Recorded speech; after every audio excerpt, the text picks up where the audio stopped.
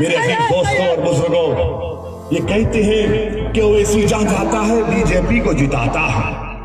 अरे हैदराबाद और तेलंगाना में हमारे कितने एमएलए हैं? 7 एमएलए। हैदराबाद में हमारे इसके 7 एमएलए, कोई मिनिस्टर नहीं है। मगर जब हैदराबाद में बाढ़ आई, 48 घंटे के अंदर जो 17 लोगों की मौत हुई, 48 घंटे के अंदर मरने वालों के एक एक परिवार को 5-5 लाख रुपए का चेक हम दिला दिए।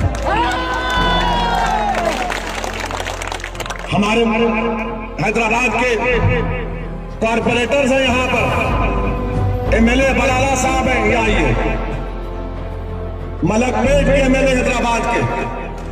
आपको मालूम उन्होंने क्या किया?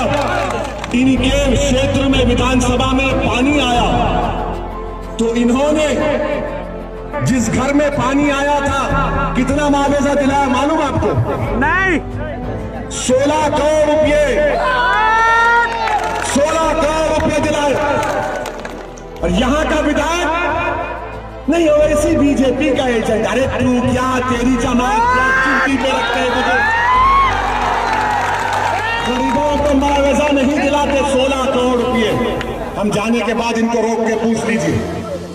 16 करोड़ रुपए खाली एक विधानसभा में। जिसके घर में पानी आया बोले 10 लाख कैश ला कर दिए गवर्नमेंट। हम जाकर 7 एमएलए हमारे चीफ मिनिस्टर को बोले कि करना है। चीफ मिनिस्टर ने कहा बिल्कुल करूंगा, 24 घंटे में ऐलान हुआ और पैसे देना शुरू कर दिया। ये ताकत होती है, ये ताकत होती है। मिनिस्टर बनना ताकत नहीं है, गरीबों का हक दिलाना ये ताकत है। तौसीफ साहब, तुम मिनिस्टर तो नहीं बनोगे इंशाअल्लाह ताला। मेरा अंजर नहीं इन बहादुरगंज की जनता का विधायक बनेगा और अल्लाह उसको मंत्री से ज्यादा इज्जत से नवाजेगा। वो जो पटना को जाएगा तो पटना की विधानसभा में जो भी मुख्यमंत्री होगा उसकी आंख में आंख डालकर अपनी गर्दन को सीधा करके गाएगा कि सीमांचल जिंदाबाद, बहादुरगंज की जनता। ये काम हमको करना